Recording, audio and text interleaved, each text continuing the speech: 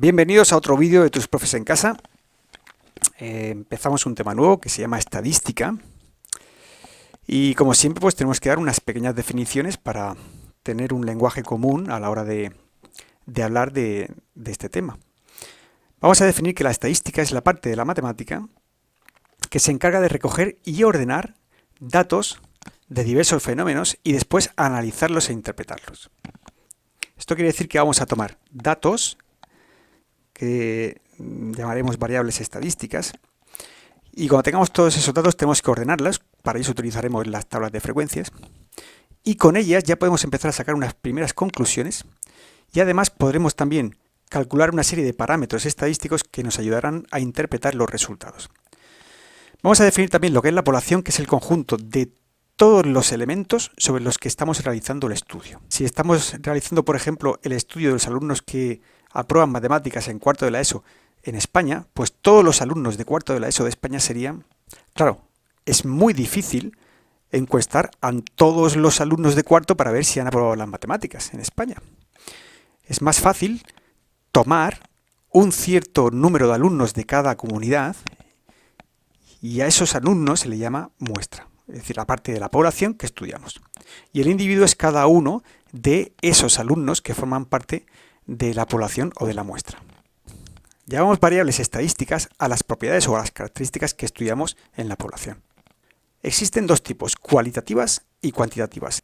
En las cualitativas, los valores que tomamos son cualidades, como por ejemplo puede ser el color de los ojos o los gustos alimenticios, mientras que las cuantitativas son valores numéricos y pueden ser de dos tipos, discretas o continuas.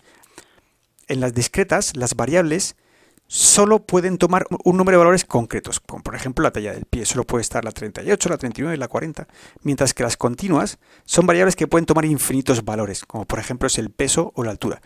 Depende de la unidad que tomemos, el peso se puede medir en gramos, por ejemplo, pues imaginaros el rango de gramos que puede haber al medir el peso. Vamos a ver un ejemplito para comprender mejor estas definiciones que acabo de hacer. Supongamos que queremos realizar un estudio estadístico sobre los hábitos alimenticios en una ciudad de 203.385 habitantes.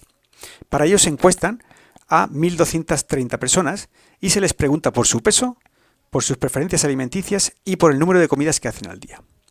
Vamos a señalar cuáles son los elementos y las variables de estudio. Para empezar, la población. La población hemos dicho que era todo el conjunto de habitantes de la ciudad sobre el que vamos a realizar el estudio. La muestra sería el conjunto de personas a las que realmente le hacemos la encuesta. El individuo es cada uno de los ciudadanos que se encuesta. Y las variables en este caso son tres: el peso, las preferencias alimenticias y el número de comidas al día que hacen. Las preguntas que le estamos haciendo y sobre las que vamos a hacer el estudio estadístico. Una vez que hemos recogido todos los datos, los tenemos que organizar en lo que se llaman las tablas de frecuencias. En estas tablas de frecuencias, por columnas, vamos a ir definiendo una serie de elementos estadísticos. Para explicaros lo que son los elementos estadísticos, vamos a utilizar un ejemplo. Vamos a suponer que realicemos una encuesta a 25 personas sobre la talla del pie que calzan. Al realizar esta encuesta, obtenemos estos resultados de cada uno. En la primera columna pondremos siempre la variable estadística que estamos estudiando y ordenados los posibles datos de menor a mayor. Es decir, si estamos estudiando la talla del pie, pondríamos primero el menor valor de la talla del pie, que es 35, 36, 37, tengan o no valor, hasta el 45, que es el mayor valor de este. Se le llama XY a este valor de la variable. La Y representa el orden en el que están ordenados esa variable estadística. Así x1 será 35, x2 será 36, x3 será 37, etc. Una vez que tenemos esa tablita, el primer elemento estadístico que vamos a estudiar es lo que se llama la frecuencia absoluta, que la representamos por f(y). Es el número de veces que se repite una variable en la muestra. Es decir, el número de veces que aparece cada uno de los valores de la variable estadística.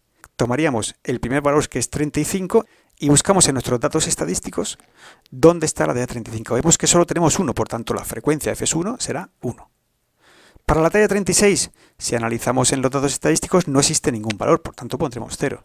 Para la talla 37 encontramos aquí 1 y otro aquí. Hay 2. Pues colocamos un 2. Y así sucesivamente hasta completar la columna. Si te fijas, hemos dejado una fila en blanco al final, que en él pondremos siempre el sumatorio de los elementos estadísticos cuando sea posible. En este caso, escribimos el sumatorio de todas las FSUI. Si sumamos toda esta columna, nos va a dar como resultado 25, que coincide con el número de personas al que hemos encuestado. Este simbolito de aquí se llama sumatoria o sumatorio.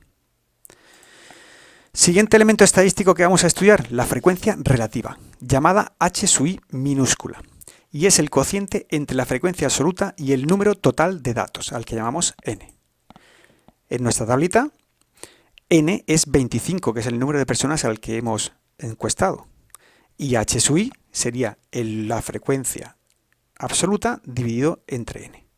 Por tanto, si queremos calcular H sub 1, tomaríamos F sub 1, que vale 1, y lo dividimos entre 25, resultado 0,04. H sub 2 sería F sub 2, que es 0, entre 25, que da como resultado 0. H sub 3 sería 2 entre 25, que sería 0,08. H sub 4, pues igual, 0,16, y así rellenaríamos toda la tabla. Sumamos toda la columna y obtendríamos el sumatorio de H sub i, que tiene que dar siempre 1. Es posible que cuando son valores decimales no exactos no nos coincida exactamente con 1, pero tiene que ser un valor muy cercano a 1. Siguiente elemento estadístico que vamos a estudiar, la frecuencia absoluta acumulada. F sub i mayúscula, a diferencia de la frecuencia absoluta. Es la suma de todas las frecuencias absolutas de los valores menores e iguales que él. ¿Qué significa esto?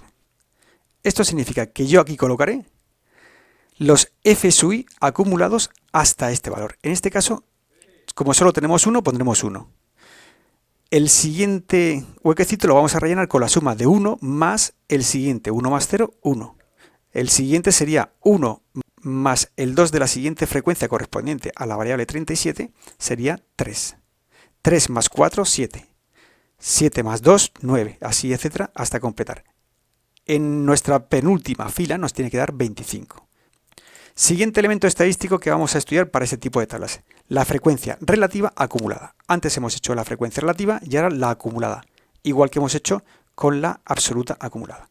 Se designa por H sub i mayúscula y es la suma de todas las frecuencias relativas de los valores menores o iguales que él. Se puede hacer de dos maneras, calculando F sub i mayúscula entre n o haciendo la sumatoria como hemos hecho anteriormente. Es decir, nos fijamos aquí en el 0,04, puesto que no hay nada por delante menor que él, pues sería 0,04. El siguiente sería 0,04 más 0, que sigue dando 0,04. El siguiente sería 0,04 más 0,08, que nos da 0,12. El siguiente 0,12 más 0,16, que nos da 0,28, y así sucesivamente. Al final nos tiene que dar 1 también. Muy bien, ya tenemos nuestra tabla estadística. Antes de entrar en los diferentes parámetros estadísticos que podemos calcular, ya podemos plantearnos y responder una serie de preguntas. Por ejemplo, ¿qué talla de zapato se usa más? Para calcular qué talla de zapato se usa más, nos fijamos en la tabla de frecuencias y vemos aquel que tenga una frecuencia más alta. En este caso, 6, que corresponde a la talla 42. Por tanto, el zapato que más se usa es la talla 42. Otra preguntita, ¿qué porcentaje de la muestra usa una talla 40?